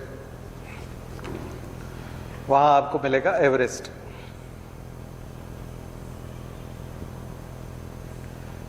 एवरेस्ट की जो चढ़ाई है वो आसान है, बट कंडीशंस बहुत हार्श है। K2 का काफ़ी स्टीप है, उसको चढ़ना बड़ा मुश्किल है। K2 कंडीशंस उतनी हार्श नहीं है, बट चढ़ना जो है बहुत मुश्किल है, स्टिफनेस ज़्यादा है। तो कई लोग K2 को बड़ा चैलेंज मानते हैं। K2 को ज़्यादा बड़ा चैलेंज माना जाता है एवरेस्ट से, लेकिन एवरेस्ट सबसे ऊंची चोटी है। और सबसे पहले एडमंड हिलेरी और तेंजिंग नॉर्गे, जो शेरपा होते थे, वो मदद कराते थे माउंटेनियर्स को ऊपर चढ़ने के लिए। तो सेकेंड वर्ल्ड वॉर के बाद में अंग्रेजों को लगा कि हमारे हाथ से बहुत कुछ चली गई, दुनिया ही हाथ से चली गई, तो उन्होंने फिर कई सारे मिशन भेजे थे। कोशिश की थी कि एवरेस्ट अगर फतह करें तो कहीं हमारा भी कुछ नाम हो, क्योंकि अब कचरे तो बहुत हो चुके हैं। पूरी दुनिया में कॉलोनीज थी, सब छोड़ने लगी। तो उनके मिशन तो सक्सेस नहीं हुए, लेकिन एडमंड हिलेरी जो थे वो नेपाल के लोकल शेरपा को लेके गए, तेंजिंग नॉर्गे को। उन्होंने कहा कि हमारी मदद करो, हमको जाना है। तो लगभग 25-30 साल तक तो तेंजिंग नॉर्गे और एडमंड हिलेरी दोनों ये मानते रहे कि हम दोनों ने एक साथ एवरेस्ट फतह किया। लेकिन 30 साल बाद तेंजिंग नॉर्गे ने बताया कि एडमंड हिलेरी ही वास्तव में एवरेस्ट पे ऊपर सबसे पहले चढ़े थे। मुझे दिक्कत थी इसलिए मैं नहीं चढ़ पाया। बाद में वो एक बार फिर आए नीचे और फिर मुझे ले गए वापस ऊपर। पर असली में एवरेस्ट पे पहली बार कदम रखने वाले एडमंड हिलेरी। उन्होंने खुद ने इंटरव्यू, लेकिन एडमंड हिलेरी ने कभी नहीं बताया। उन्होंने यही तय किया था कि यही बताना है नीचे जाके कि हम दोनों ने एक साथ किया, कि तुम मेरे, ये होता है एथिक्स। आया समझ? हाँ, पर नॉर्गे की जगह कोई इंडियन आदमी होता तो नहीं बताता। ठीक है, उसका नाम चल रहा है, वो क्यों बताएगा। उसने इंटरव्यू में बताया कि वाकई में ये केवल मैं नहीं था, बल्कि असली में तो इन्होंने ही फतह किया था। कंडीशंस बहुत हार्श होती, ऑक्सीजन लेवल बहुत कम हो जाता है, मेडिकली बहुत ज़्यादा फिट होना पड़ता है एवरेस्ट के लिए। वहाँ की कंडीशंस बहुत ज़्यादा वो है। K2 में कंडीशंस उतनी हार्श नहीं है, बट चढ़ना बहुत मुश्किल है, चढ़ नहीं पाते। ठीक है, तो दोनों का अंतर है। तो एवरेस्ट वर्सेस K2, और दुनिया की सबसे ऊंची चोटियां यही हैं, इन्हीं को लेके बैठे हैं हम लोग। और दुनिया की सबसे ज़्यादा बर्फ भी, ग्लेशियर्स भी, सियाचिन ग्लेशियर्स जो है वो सेकंड नंबर का, आफ्टर नॉर्थ पोल और साउथ पोल। नॉर्थ पोल और साउथ पोल पे तो बर्फ है ही, उसके बाद ऊपर थोड़ा सा मिलेगा आपको कजाकिस्तान में, और फिर नीचे दूसरे नंबर का बर्फ सियाचिन ग्लेशियर। सियाचिन ग्लेशियर जब मैं आपको पढ़ा रहा था, बता रहा था, तब शायद आपको बताया होगा मैंने, कराकोरम पास, कराकोरम पास जहाँ कराकोरम खत्म होता है वहाँ कराकोरम दर्रा है, वहीं पर सियाचिन ग्लेशियर खत्म होता है। सियाचिन जिस पे हमारा कब्जा है, तो वो स्ट्रेटेजिक पॉइंट ऑफ व्यू से बहुत ज़्यादा ज़रूरी है। ऑपरेशन मेघदूत हमने चलाया था, ऑपरेशन मेघदूत, उस पर कब्जा किया था। जब हमको पता चला था कि टूरिज्म के बहाने वहाँ लोगों को 1983 पाकिस्तानी सेना कब्जा करने वाली है, कुछ माउंटेनियर्स के बहाने उनको। और जब हमको पता चला तो हमारे प्राइम मिनिस्टर इंदिरा गांधी थी शायद उस समय, तो उन्होंने ऑर्डर दिया और फिर हमने सियाचिन पे कब्जा किया। तब से सियाचिन पे हमको कंटिन्यूस कब्जा जमा के रखना पड़ता है, और काफ़ी महंगा, दुनिया का सबसे महंगा वॉर जोन है वो, सबसे खर्चीला वॉर जोन, सबसे खर्चीला, सबसे ज़्यादा खर्च आता है उसमें। वहाँ रहना, वहाँ बनाए रखना। अभी भी मध्य प्रदेश के एक जवान शहीद हुए हैं वहाँ सियाचिन पे, अभी मैंने कल ही शायद सोशल मीडिया में देखा था। तो बहुत मुश्किल काम, बहुत ख़राब परिस्थितियों में वहाँ जवान रहते हैं। और उसको ऑपरेशन मेघदूत के बाद, और जब से पेंगोंग सो लेक, ये आखिरी में यहाँ आकर के कराकोरम ख़त्म होता है, पेंगोंग सो लेक, कराकोरम यहाँ आके ख़त्म होता है। लद्दाख श्रेणी वाला नीचे सो मोरेरी,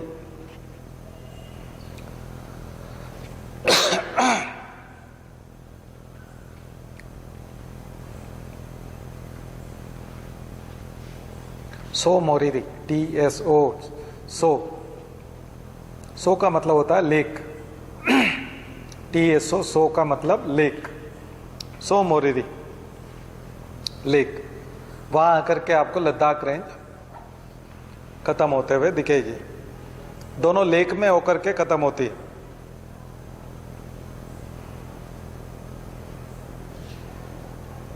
ठीक है। और यहीं पर आपको चंगतंग का पठार, यहां जो मिलेगा वो चंगतंग।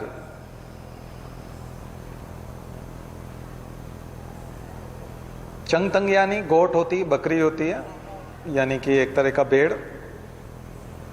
उसका जो वूल होता है वो पश्मीना वूल, सबसे बेस्ट पश्मीना वूल वहीं से मिलता है। चंगतंगानी गोट, ये वही रीजन है जहां ट्राइब मिलती है, चंगतंग्यानी ट्राइब, चंगतंग ट्राइब। चांगपो ट्राइब का नाम है, चांगपो, चांगपो ट्राइब। ये वो रीजन है जो दुनिया का सबसे ऊंचा गांव, सबसे हाई विलेज, हायर विलेज, ऊंचा गांव,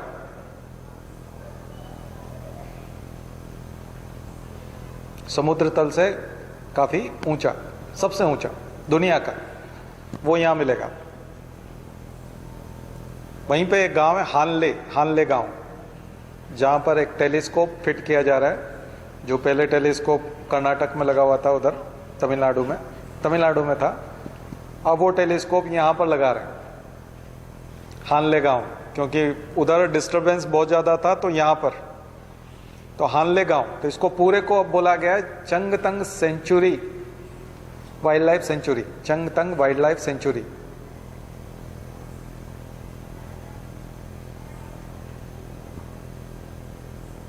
और वो तंग्यानी गोट से जो वूल मिलता है उसको कैश्मीर वूल कहते हैं। कैश्मीर वूल, के से शुरू नहीं होगा, सी से, CASHMERE, कैश्मीर। कैश्मीर वूल सबसे महंगा वूल है और सबसे ज्यादा गर्म रखता है, इसलिए ये बिल्कुल ऐसे सीजन में जहां बहुत ठंडा होता है वहां पर भी ये लोग जिंदा रहते हैं उस वूल के कपड़े से, उसके ऊन के वस्त्र पहनते हैं। और हानले गांव जो है वो उस वजह से भी इस साल चर्चा में है क्योंकि वहां पर टेलीस्कोप लगाया गया।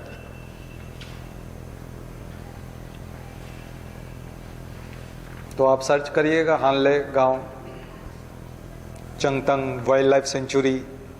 चंगतंग वाइल्ड लाइफ सेंचुरी में तीनों लेक आ जाएंगे, सो मोरिरी लेक ऊपर वाली, पेंगोंग सो जिसके यहाँ गलवान नदी आकर के मिल रही है, वही गलवान वैली है जहाँ पर झगड़ा हुआ था चीनी और इंडियन सैनिकों का। वो गलवान नदी आकर के मिलती है वहाँ पर लद्दाख में। और नीचे सो मोरिरी लेक, और एक और लेक है नीचे, जो दो लेक एक पास में, वो मीठे पानी और खारे पानी की पास लेक है। वो दोनों नाम थोड़ा सा अटपटा है, मैं याद नहीं रख पाता हूँ उसको, तो वो नीचे देख लीजिए। ये तीनों लेक उस वाइल्ड लाइफ सेंचुरी का पार्ट है। हाँ, दो पास हैं, एक छोटी सी लेक और है, दो मिलकर के मिलती है। तो बहुत इंपॉर्टेंट है ये चंगतंग। तो आप सर्च करोगे, अब चूंकि मैंने एक बार आपको बताया तो आप, आज का होमवर्क है ये आपके लिए, यहां से पढ़ना शुरू करो। हिमालयन रीजन, ठीक है। इसके नीचे जो लेसर हिमालय और वो जो आप बात करते हो मिडिल हिमालय की, उसमें फिर वही धौलाधर रेंज और वो सब आ जाएगा, जो जालंधर से दिखने लगा था लॉकडाउन में, जब बिल्कुल आसमान साफ हो गया था तो लोग बोलते थे, अखबारों में आता था कि जालंधर से 200 किलोमीटर दूर धौलाधर साफ दिखाई दे रहा है, हिमालय दिख रहा है, तो वो धौलाधर रेंज दिखाई देती थी, धौलाधर रेंजेस। उधर लेसर हिमालय, मिडिल हिमालय की जो सर्वाधिक चोटियां हैं, मनाली, कुल्लू और उधर मसूरी है ना, हमारा लवासना, वो सब उसी में, वो सब लेसर हिमालय, मिडिल हिमालय। अंग्रेजों ने सारे जो हिल स्टेशन बनाए थे वो इसी रीजन में बनाए थे, लेसर हिमालय, मिडिल हिमालय, क्योंकि वो ग्रेट हिमालय और ट्रांस हिमालय में नहीं जाते थे। Lesser Himalaya, middle Himalaya London जैसा लगता था, इंग्लैंड जैसा क्लाइमेट, तो इंग्लैंड का क्लाइमेट इसमें मिलेगा। नैनीताल, मसूरी, ये पूरा नैनीताल तो लगभग शिवालिक हो जाता है, लेकिन मसूरी काफी ऊंचा है, ठीक है। तो जितने हिल स्टेशंस हैं वो मिडिल हिमालय, लेसर हिमालय यहां पर, और उसके नीचे शिवालिक।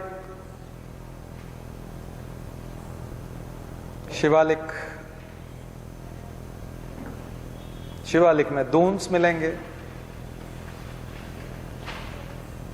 दून्स एंड दुआर्स। तो देहरादून, ये सब दुआर्स जो हैं उधर दार्जिलिंग और वो आसाम और दुआर आपको वहां मिलेंगे जहां चाय की खेती होती है, चाय के बागान, टी गार्डन्स।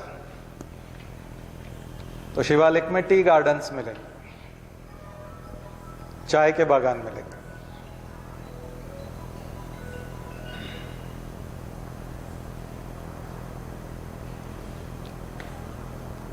अरुणाचल प्रदेश में जाकर के शिवालिक और लेसर हिमालय सब मिक्स हो जाता है, वहां हिमालय की अलग अलग चीजें नहीं रह पाती, वो सब मिक्स हो जाते हैं, लगभग शिवालिक उसी के साथ जुड़ जाते हैं। जहां नामदफा है नीचे, ऊपर दिहांग दिबांग जो बायोस्फीयर रिजर्व है, वो जो पूरा इलाका है वो पूरा हिमालय की सारी रेंजेस वहां जाकर के मिक्स हो जाती हैं, एकदम चिपक सी जाती हैं। तो अरुणाचल में हिमालय को आप डिफरेंशिएट नहीं कर पाते, खास करके लेसर हिमालय और शिवालिक को। और ग्रेट हिमालय तो नामचा बरवा तक गए, ये मैंने आपको बताया। नामचा बरवा आखिरी है जहां से सिंधु भारत में प्रवेश कर जाती है। ब्रह्मपुत्र, तब उसका नाम होता है, ब्रह्मपुत्र का नाम ऊपर क्या रहता है चाइना में, सांगपो। अरुणाचल में प्रवेश करती है तब दो नाम आते हैं, सिहांग नाम रहता है ऊपर, और नीचे प्लेन्स में आकर के दिहांग हो जाता है। ऊपर जब हिली रीजन होता है तब सिहांग, और नीचे आकर के दिहांग हो जाता है। असम में प्रवेश करती है तो ब्रह्मपुत्र हो जाता है, और नीचे बांग्लादेश में प्रवेश करती है तब जमुना नहीं, पद्मा, और नीचे मेघना। एकदम जब जहां वो मिलने जाती है समुद्र से तब मेघना। तो ब्रह्मपुत्र के कई सारे नाम हैं। तो अभी हम नदियां देखेंगे, ट्रिब्यूटरी देखेंगे, तब उसमें ये सब करेंगे, ठीक है। पर हिमालय का परिचय अच्छे से हो गया। अब आपको इनके बायोस्फीयर रिजर्व्स देखने हैं सबके, आपको नेशनल पार्क्स देखने हैं, वाइल्ड लाइफ सेंचुरी देखनी है, फ्लोरा देखना है, फोना देखना है, leopard, snow leopard. Cold desert national park वहां जहां से